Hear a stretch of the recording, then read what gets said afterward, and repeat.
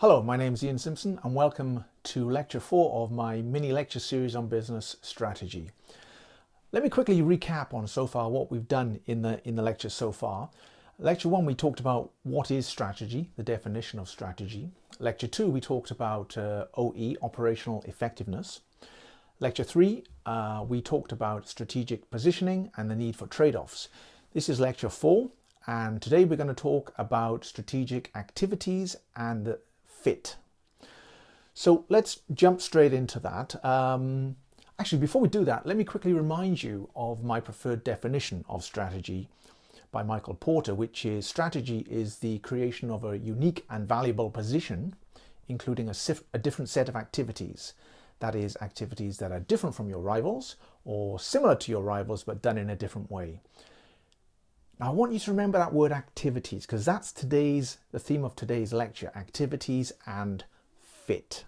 Okay, so, what are activities within your business? As you know, I use the analogy of the language education business, but when I talk about activities, think about what are your activities, what would be constitute activities within your business, and apply the same principles to your business, and I hope it'll be useful for you.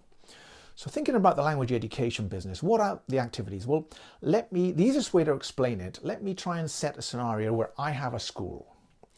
And in my school, at the center of my school, I have implemented what I call the hub, the engine room. It's actually technically termed the edge. And that is the hub, the engine room of my school. And everything that happens in my school goes out from that central hub, the edge. Now, the activities that I'm going to employ in my school, examples of what could be activities are, I'm going to do man-to-man private lessons with adults. And we're a needs-based position company, and we're focusing on busy business professionals, professional people. So that one-to-one lesson, man-to-man lesson with professional people is an activity in itself. Another activity is that we also have an online division of the school. So we do video lessons. That's another activity. Another activity would be we have an original curriculum, which by the way we use in the private lessons and we use online.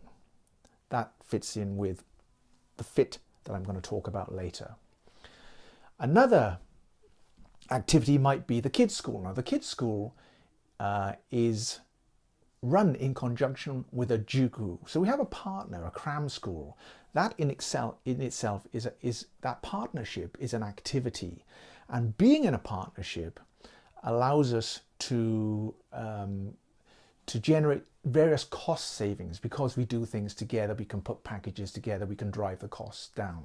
That's an activity. The system that we operate is unique as well. We call it a Nikka system. This is an activity, a Nikka system.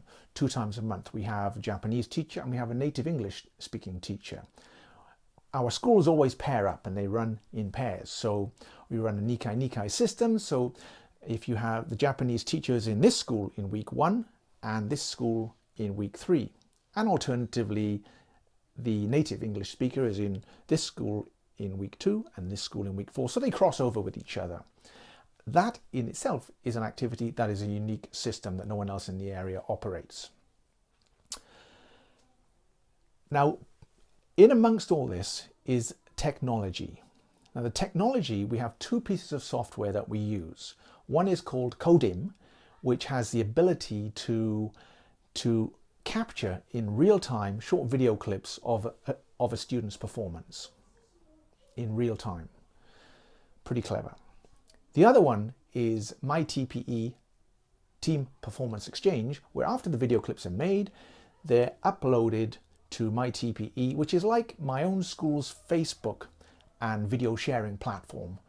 And the students can log in, they have their own secure private cloud space area. So we have our own technology as well. Now, we have consistency through these activities, and you'll start to see, I hope, in a minute when I explain how these activities all fit together to create a tight fitting interlocking system, because the technology that we use is used in the adult video lessons inside the classroom. It's used in the online school. It's used in the kids' school. It's used for our outside events. And all the staff know how to use these two pieces of software. So it's a tight fitting system.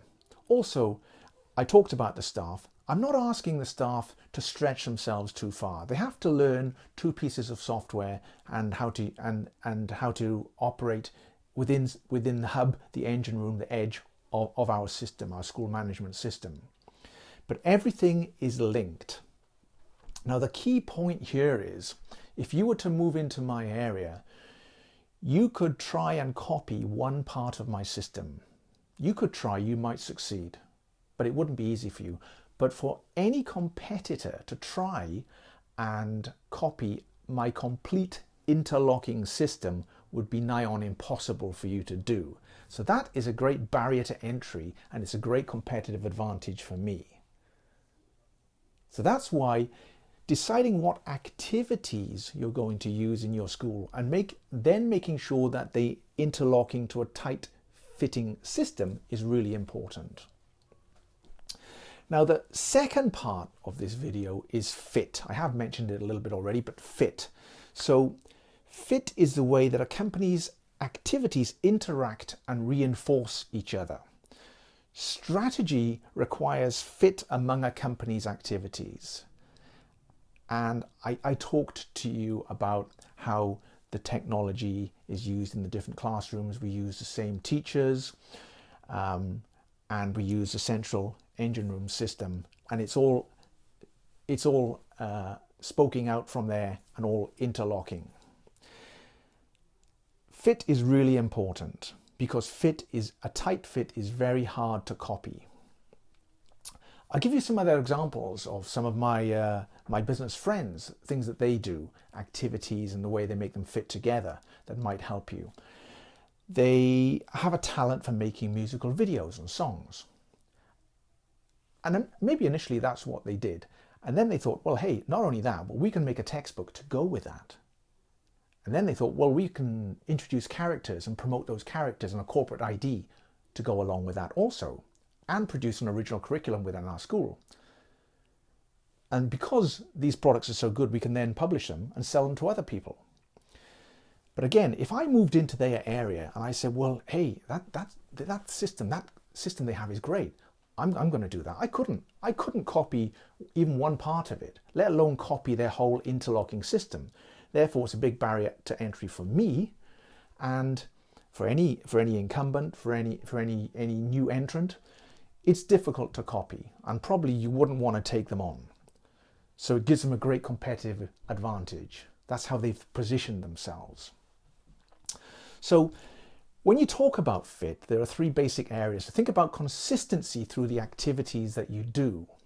So in other words, consistency, I'm using the same songs in all the lessons, that I'm doing the same textbooks, the same music.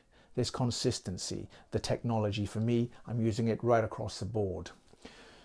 Number two is reinforcement through the activities.